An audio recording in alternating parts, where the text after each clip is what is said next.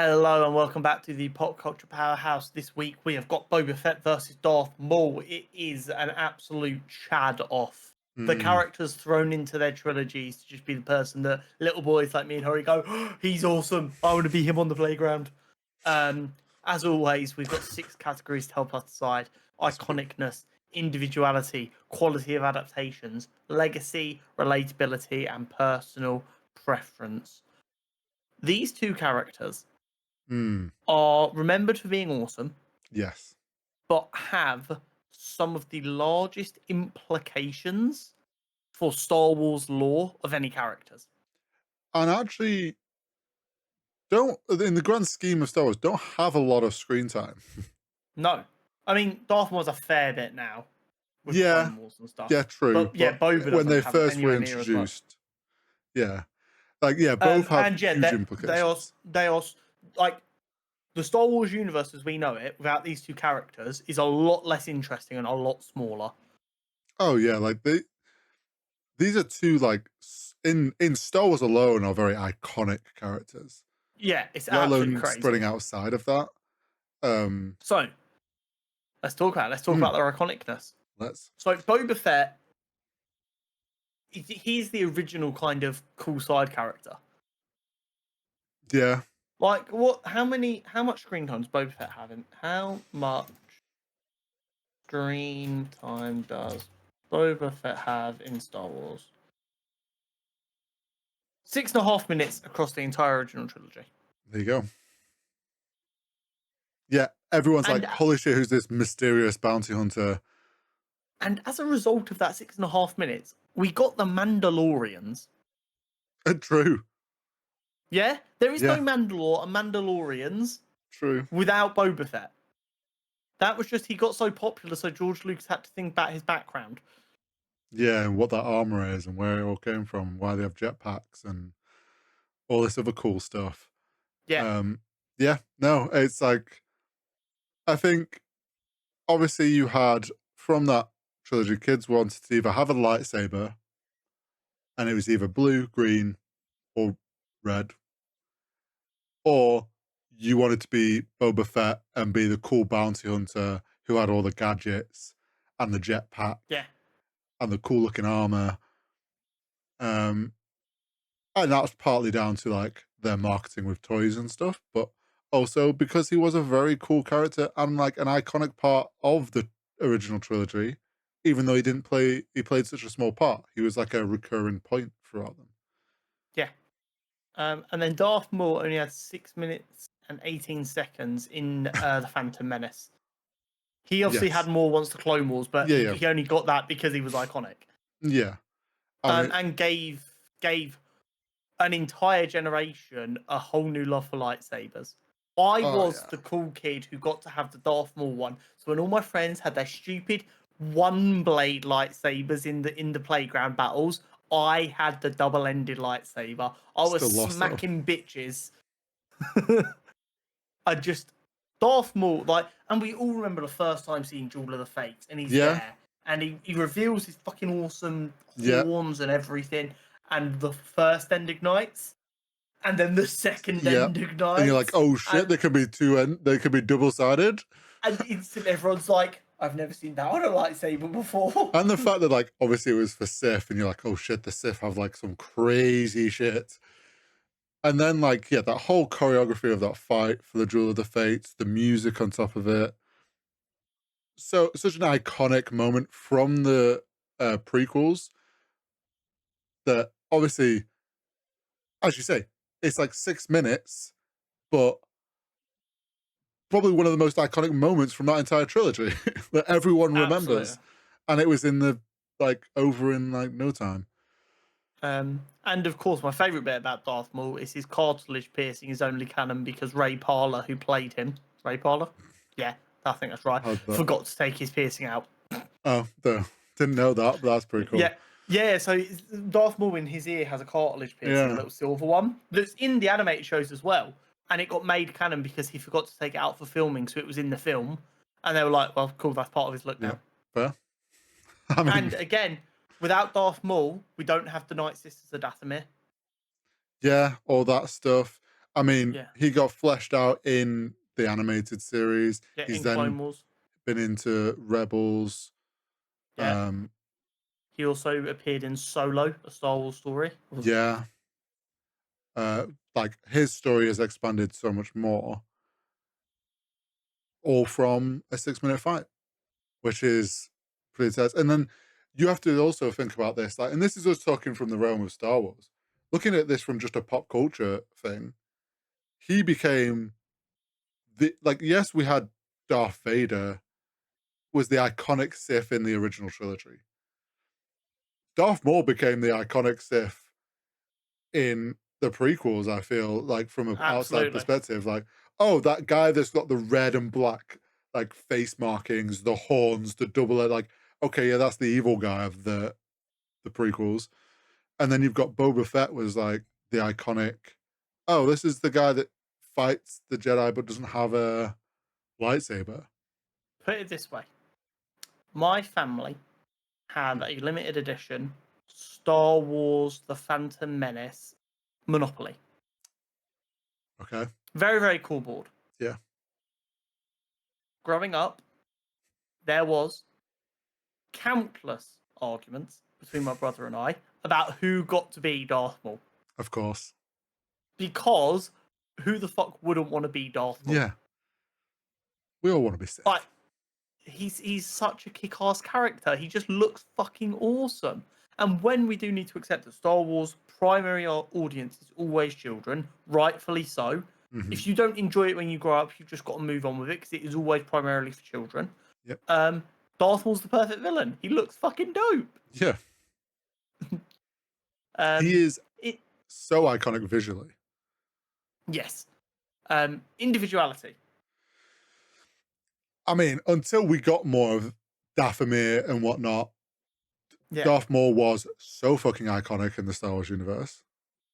They are incredibly individual, but not anymore. They're not special anymore, but that's only because they were so special that people demanded more of them. So we got the Yes, Night Brothers and we got the Mandalorians yeah. and the clones. Though I would say he is still very individual in his personality compared to any of the other Night Yes. Brothers and stuff. Like he still, as a character, is very individual in like his personality and his view on like all this shit that's going on in Star Wars. Boba Fett, again, like you say, we had him, and then it's like, oh shit, Mandalore exists, and we now got Mandalorians, and that's where the armor came from. And then Yeah. actually, by the way, he's a clone. Yeah. He's not even a Mandalorian, and neither was his father. His father just got permission to wear the Mandalorian armor, which is where that armor comes from. Mm, But he isn't actually his father's son. He's a clone of his father that wasn't allowed to age far. It's like, George, you did not need to make it that complicated, but thank you. the funny thing is, before he was in the, like before the films, there was some books and comics. He wasn't like a clone in the original depictions. He got that was changed for the films, but actually something that a lot of people love as a change. But yeah, The funny thing is, when I was growing up, because when I grew up, I watched the original trilogy. Sorry, the prequels before the original trilogy. mm, So I see this kid pick up his dad's severed head and the helmet, and I'm like, the fuck is that about? yeah, And obviously he's called Boba in the thing, so I'm yeah. like, well, I'm sure that won't matter. Doesn't get mentioned again until the next trilogy. I'm like, but this was filmed first. My child brain was losing its mind. It's like, how did they know? Yeah. Forgetting But then the for same person the people wrote that it. watched it the other way around, they're like, "Oh shit, that's Boba Fett." That's Boba Fett, yeah. Yeah, Quality of adaptations. I Sam Witwer might be one of the best voice acting casting decisions of all time for Darth Maul. yeah. I mean, it's tough because we have had Boba Fett in animated, but I feel like we've had more of um we've had young Boba in animated, so we didn't actually really get Boba Fett as people remember him. No. But every So other time outside the original trilogy we've had Boba Fett, it is bordering on a different character because of what the character has already been through or hasn't yeah, yet been through has changed them. um, I would say we've had more adaptations of Darth Maul because he's got fleshed out in more different Hmm. shows and stuff. And he was fleshed out a lot in the comics, which obviously you've got to, even though that stuff's not canon and it's classed as the extended universe, there is a lot of stuff there. I know the comics have fleshed out both of them a lot. Um, and I think a lot of that is widely enjoyed. Yeah, Um, I would probably maybe lean Darth Maul's had a just purely from like Sam Witwer's performance, just really yeah, elevated that and absolutely, gave it a new life. absolutely.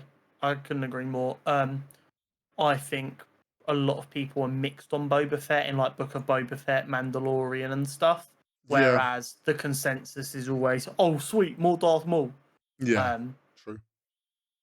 Legacy. I'm gonna say it. As far as two Star Wars characters who are supposed to be nothing burger characters, you could not have a bigger Star Wars legacy. No. Like two whole planets that are a big part of the Star Wars universe at this point do Mm, not exist without these characters. yeah. It's I think if anything, I would say maybe Darth Maul has more because he's become from the Jewel of the Fates and from this like the iconicness of his dual lightsaber. Like there's so many more kids and stuff like want to be Darth Maul. Like that is the Yep. cool Sith to be. Like I would completely agree. The legacy of Boba Fett has actually outgrown Boba Fett. When you think of Mandalorian, you don't instantly go to Boba Fett. yeah, When you're thinking of Dathomir and stuff like that, you're just like stuff. Darth Maul. Yeah, I feel like yeah, and everyone's like, oh, cool, Boba Fett's back. But if Darth Maul shows up, oh shit, Darth Maul's back. yeah. Everyone's a lot more More, excited. Yeah. yeah. And because Darth Maul is like Sisyphus, he's designed to always fail. Hmm. There is always a beautiful tragedy whenever he's on the screen because Yes. he's the villain who gets so close and it all goes wrong, normally outside of his own control. Hmm. And it's phenomenal. Relatability. Darth Maul because I'm also Sisyphus. um, I don't think either of them are particularly relatable, other than oh my god, that's fucking dope. I wish I was cool like you. I want to be like you, my boy. I think it's tough. Like from Book of Boba Fett, that stuff, like I feel we Mm, saw a bit of a newer side of Boba with what he went through with the tribe and stuff, and that like you can kind of respect the like character growth and maybe relate to that a bit of like how from kid to bounty hunter to realizes I'm more than all that and I can be my own like I'm not controlled by people and stuff. Sort of uh-huh. like that growth of like we would go through as we become adults and you kind of realize stuff. Whereas Darth Maul, yeah, it's just kind of like he's evil and as you say, so he just fails and it's like yeah, it's hard to it's more just you want to relate to him because I want to be the cool edgy guy. I think with Darth Maul, his story is very relatable because we all I'm he's sure there's kind of like the living proof of don't give up. yeah, Which I'm is kind of sh- weird, but that is always what I took away from Darth Maul. It's like Darth Maul wouldn't give up in this situation. What would Darth Maul do? true, he He always comes would back. crawl out of the ditch and get new legs. I think there's probably some people that do relate to that, like have gone through struggles in their life and kept going, and like maybe they can somewhat relate to Darth Maul's relentlessness.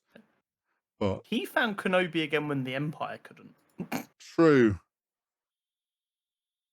yeah, Like he didn't have imperial resources, and he still found another way to track that motherfucker down. yeah, you just had to meditate, Yeah, mate. also incredibly powerful. Yeah, yeah, Um, Personal preference, Darth Maul. He's my guy. yeah. I mean, I love Darth Maul. He's so cool.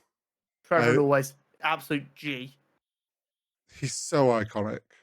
It's like Mm-hmm. when you think Star Wars and think Sith, like don't get me wrong, Darth Vader and Anakin, like very cool, very powerful, very scary. But like just for pure cool, like raw Sith energy, I think Darth Maul just gives that off, and it's always like the visual you have for Star Wars. Yeah, and his story start to finish is Yeah, phenomenal. the fake out death, which people who think they're too good for animation won't know he survived, which Yeah, is still true. hilarious to me. And like the way it comes full circle and he ends up still dying to Kenobi. Spoilers if you haven't seen Rebels yet. is crazy. I love it so Yeah. much. But let's tot up these scores and see where we're at, shall we? Yes. Iconicness. I'd be okay with tied. If it was going to go one way, I would edge it to Darth Maul. Yeah, I'm the same. I'm like, I think tie, because you've also got to think they're from different eras.